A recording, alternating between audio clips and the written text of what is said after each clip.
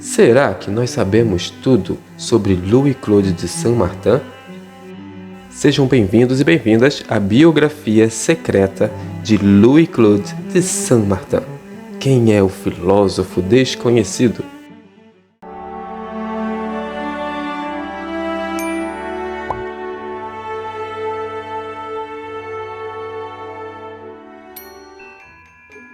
Muitos de nós já conhecem a biografia comum do Louis-Claude de Saint-Martin, que ele nasce, sua mãe falece, ele é criado pela madrasta, ele se forma em Direito, depois ele entra para a Ordem dos Euscoe, conhece Dom Martinez Pasquali, Jean-Baptiste Villermoz, Pasquali falece, e ele, que não gostava de teurgia, daqui a pouco ele conhece as obras de Jacob Boehme, se torna cada vez mais místico, manda arriscar o nome da maçonaria, ele para com a teurgia e se dedica ao misticismo contemplativo eternamente. Será que foi isso que aconteceu? Bem, é isso que me motivou a tentar entender a cabeça do filósofo desconhecido e se ele era Louis-Claude de Saint-Martin mesmo. Nessa pesquisa, eu tentei olhar para cada parte onde Saint-Martin viajou, seus contatos, as sociedades, inclusive, que ele frequentou e os vários iniciados que realmente ele iniciou e as várias práticas que ele fez. É isso que a gente vai ver nesse vídeo. Filho de Louis Tournier Domestica e de Claude François de Saint-Martin, um advogado, no dia 18 de janeiro de 1743, Louis-Claude de Saint-Martin nasceu com o Sol e o Mercúrio em Capricórnio na casa 3, numa zona intermediária entre Capricórnio e Aquário. O seu ascendente e a sua lua estão em Escorpião. Sua infância foi marcada pela ausência da mãe, que faleceu, e após os 6 anos de idade, ele foi criado por sua madrasta. Eu tenho uma madrasta a quem devo talvez toda a minha felicidade, pois foi ela quem me deu os primeiros elementos de uma educação doce, atenta e piedosa, que me fez amar a Deus e aos homens. Meu retrato histórico e filosófico, Louis-Claude de Saint-Martin. Saint-Martin estudou no colégio de beneditinos da congregação de Saint-Maur de Pontravoix, de 1755 a 1759. As obras de Jacques Abadie, ministro protestante de Genebra, iluminaram as longas horas no colégio de Pontravoix. Finalmente, na Faculdade de Direito em Paris, de 1759 a 1762, ele terminou os estudos aos 18 anos. Tomou então conhecimento de Voltaire, Rousseau, Montesquieu e todos os escritores pouco místicos. Li, vi e escutei os filósofos da matéria e os doutores que devastam o mundo com suas instruções. Nenhuma gota dos seus venenos penetrou-me, nem mesmo as mordidas de uma só dessas serpentes me prejudicaram. Quando eu tinha 18 anos, disse a mim mesmo no meio das minhas confissões filosóficas que os livros ofereciam: existe um Deus, eu tenho uma alma. Não é necessário mais nada para ser sábio.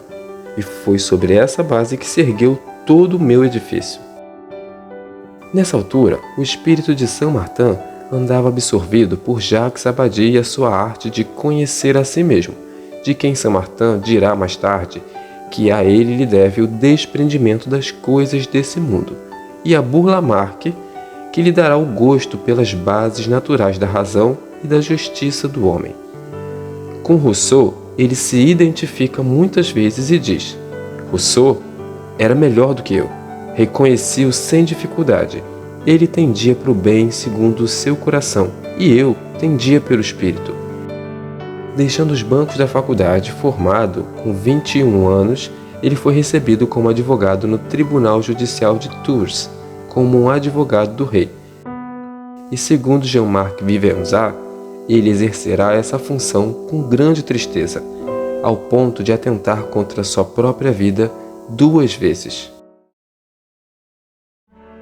Aos 23 anos, no ano de 1765, ele então resolve se alistar e serve no regimento de Foix.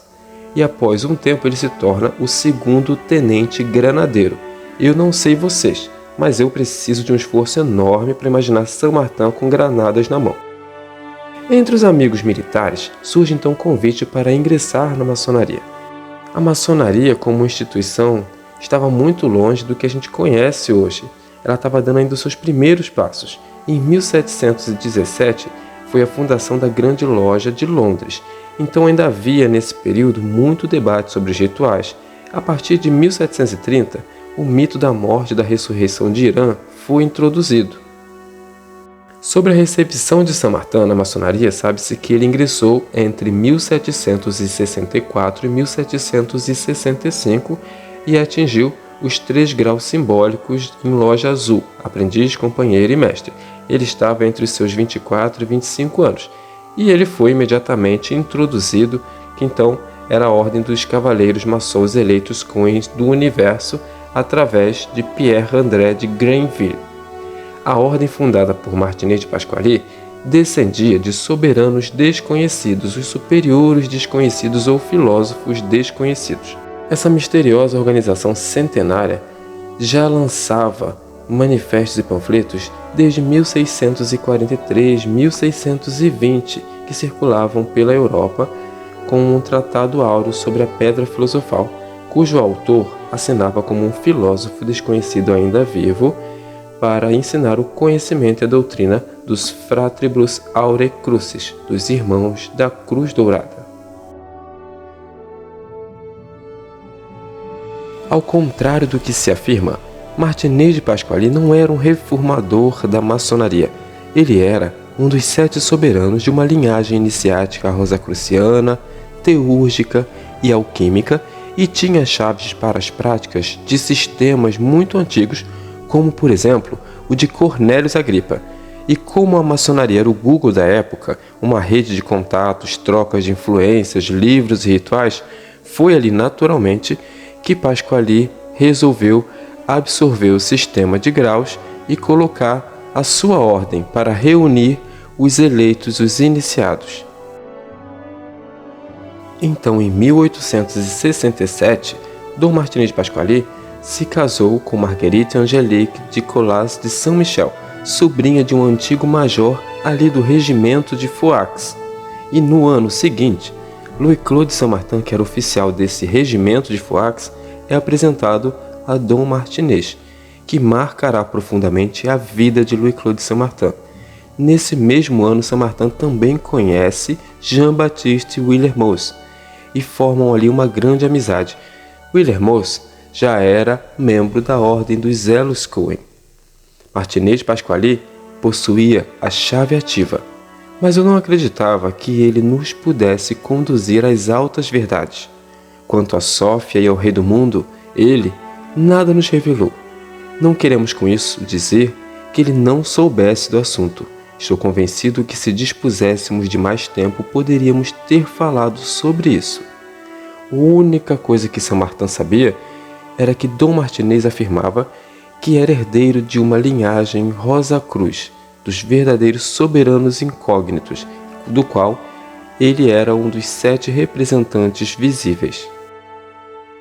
Acontece que no ano de 1771, o abade Fournier, que era secretário de Dom Martinez de Pasquali, viaja e Saint-Martin assume o cargo de secretário.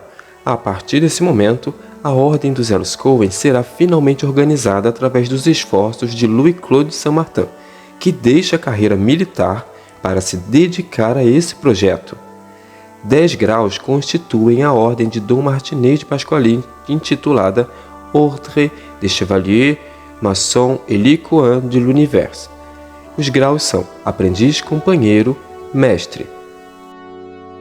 Aprendiz Coen, companheiro Coen, mestre Coen, grande arquiteto, grande eleito de Zorobabel, comendador do Oriente e do Ocidente e, para coroar o sistema, o 10º e último grau, réu croix. Saint-Martin foi ordenado, então, no último grau, no ano de 1772, grau de réu croix, após ele conseguir sucesso em suas operações, os chamados passes. Nesse ano, Dom Martinez vai viajar ao Haiti para receber a sua herança da família. Após isso, Pasquali adoece mais e mais, mas continua se correspondendo com os Coen por cartas. Ao saber que muitos dos Elos Coen estavam se afiliando à estrita observância templária, ele se decepciona com Willermoz e com os Coen de Lyon. por sugestão de Jean-Jacques du Roy d'Hauterive, um eleito Cohen, Saint-Martin vai para Lyon em setembro de 1773 para implementar ali a doutrina de Dom Martinez com a ajuda de Jean-Baptiste Willermoz, com quem ele se estabelece.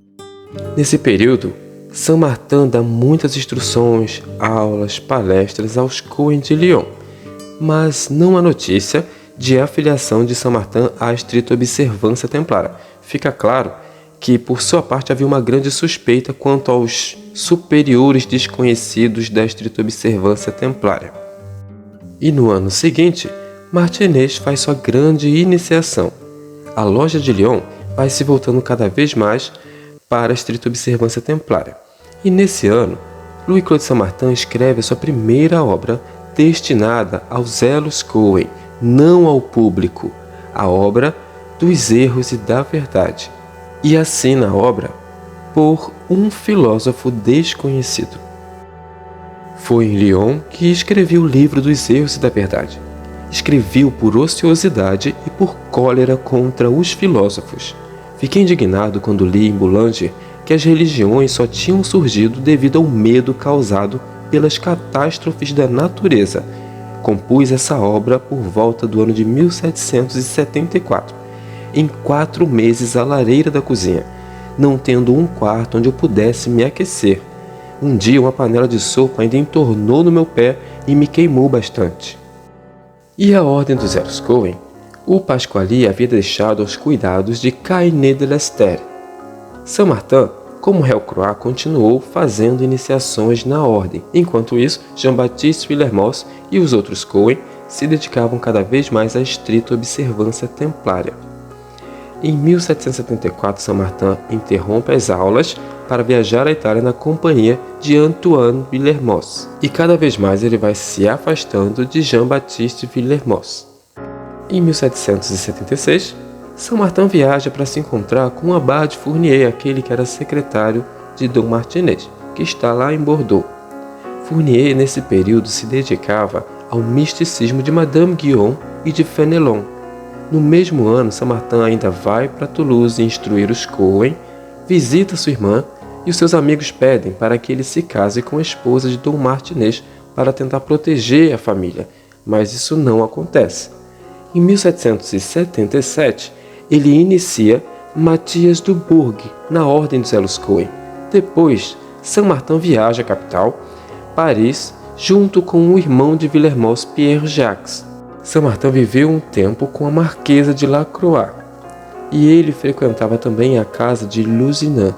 Isso mereceu ser colocado aqui porque o Marquês de Lusignan e a Marquesa de Lacroix são elos Cohen, e eles apoiam a ordem e apoiam Saint-Martin em suas viagens.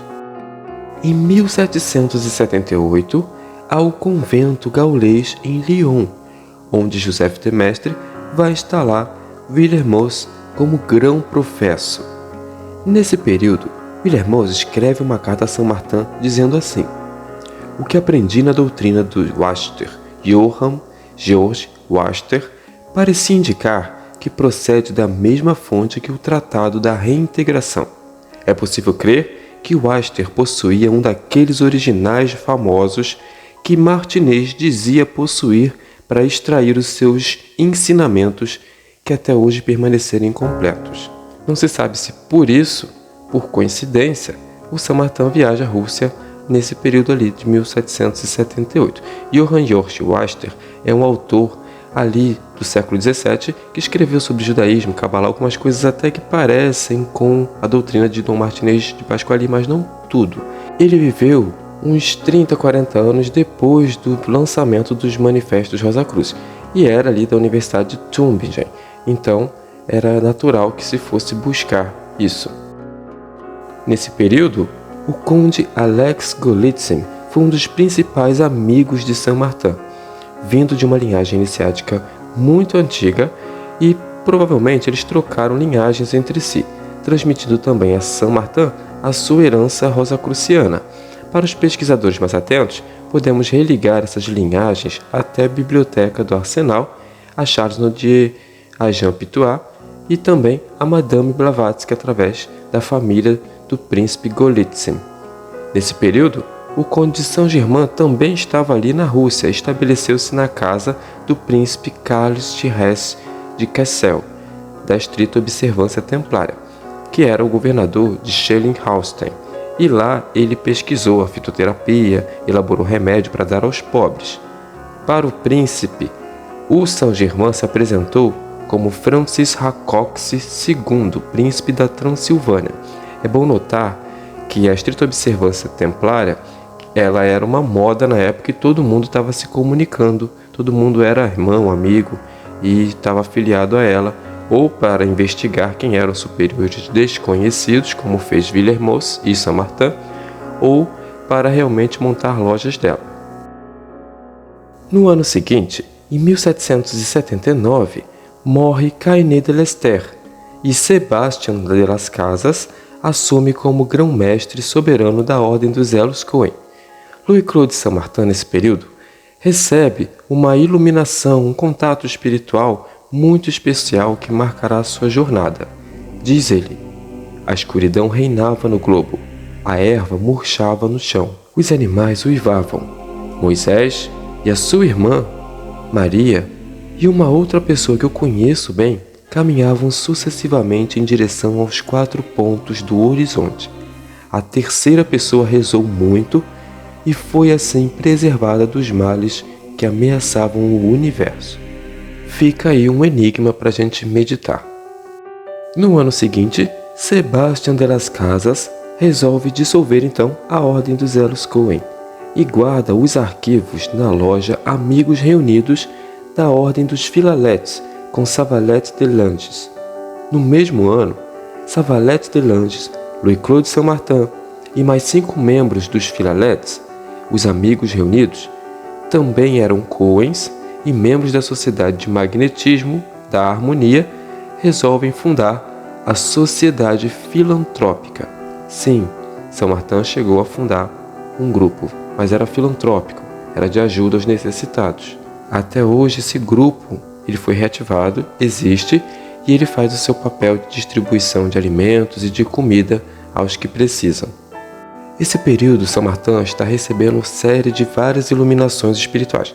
Percebemos que ele saiu daquele jovem que reclamou do livro para esse que começa a fazer uma atividade social, se transformar, parar de se preocupar com os graus e que está realmente preocupado em construir um novo mundo. Então, através dessas iluminações, em 1782, ele escreve o quadro natural das relações que existem entre Deus, o homem e o universo.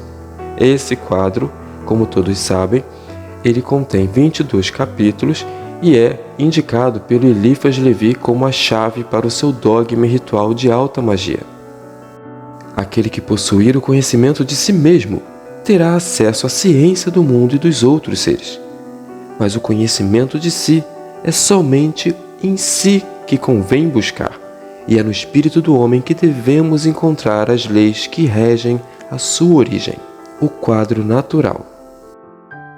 E em julho de 1882 ocorre o convento de Wilhelmsbad, onde o Jean-Baptiste Villermoz consegue então aprovação para renovar a estrita observância templária, criando a Ordem dos Cavaleiros Benfeitores da Cidade Santa e o regime escocês retificado, ou Reforma de Dresden, com os ensinamentos de Martinez de Pasquali interiormente, e aos poucos a fake news dos superiores desconhecidos da estrita observância templária foi desmascarada, a filiação templária também, os graus de vingança também, e eles continuaram ali secretamente mantendo a ordem, mantendo os Cohen unidos, mantendo os rituais, as orientações e as iniciações.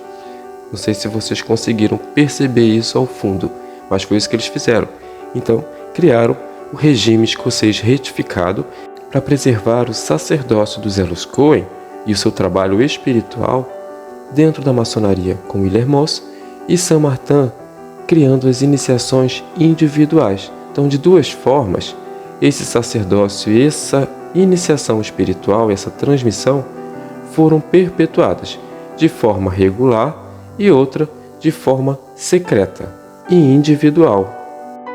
2 anos depois, em 1784, Saint-Martin presta juramento na Sociedade da Harmonia Universal em Paris, uma sociedade de magnetismo fundada por Anton Mesmer e seus discípulos. Nesse ano, Willermoz também se associa à Sociedade da Harmonia Universal. Saint-Martin viaja então para Busancy no outono e vai testemunhar as experiências do Marquês de Puységur.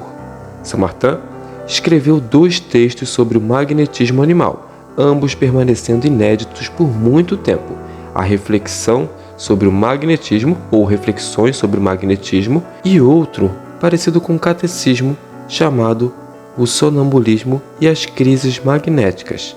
Então, por anos, Saint-Martin vai se dedicar às práticas do mesmerismo, do magnetismo, como nós vamos ver em seguida, e publicou obras. Então, ele gostava do assunto e se aprofundou, mas ele não gostava do Franz Anton Mesmer. Ele tinha essa opinião assim, que ele escreveu: ele é um materialista, mas que tem um grande poder. Então, ele pode não gostar do que trouxe a ciência à tona, mas ele foi curado, inclusive, de uma doença no baço, pesquisou, escreveu e se aprofundou no mesmerismo. Saint-Martin recusa-se a participar do convento dos Filaletes, pois eles estão alterando os estatutos para dar uma visão mais científica e mais materialista. E entre 1784 e 1785 ocorre a famosa manifestação do agente incógnito em Lyon, através das sessões de magnetismo e de sonambulismo que Willermoz se interessou. Saint-Martin retorna então a Lyon e é recebido no rito escocês retificado, atinge o grau de grão-professo e é admitido na Sociedade dos Iniciados, um círculo interno fundado pelo agente desconhecido que colocamos lá na biografia de Jean-Baptiste Willermoz aqui no canal. Saint-Martin passa um período em Lyon tomando nota das manifestações e dos escritos do agente. E Saint-Martin escreve então um livro para os iniciados destinado à instrução dos Elos Cohen segundo o agente desconhecido e essas manifestações. Depois de um tempo, o Saint-Martin começa a perceber que tinha alguma coisa de errado. E ele disse então sobre algumas comunicações do agente. Entre muitas riquezas que ele oferecia, ele continha também dinheiro falso, e acabamos por ficar enjoados com ele. Então, em 1786, Saint-Martin deixa os Cohen com o agente e volta para Paris. Ele vai a Paris com Basile Zinoviev, um nobre russo que vai preservar também essa iniciação lá na Rússia depois do falecimento de Saint-Martin. Depois, Saint-Martin junta-se ao príncipe Galitzin ou Golitsyn e vai a Londres. E depois Saint-Martin vai à Itália com o príncipe Galitzin, no período ali que o Cagliostro está preso na Itália. Na segunda parte, vamos tentar continuar entendendo o filósofo desconhecido. Cadê Jacobin? Cadê Salson? Cadê Madame Charlotte Beuclin? Saint-Martin se apaixonou? Veremos na segunda parte. Até lá!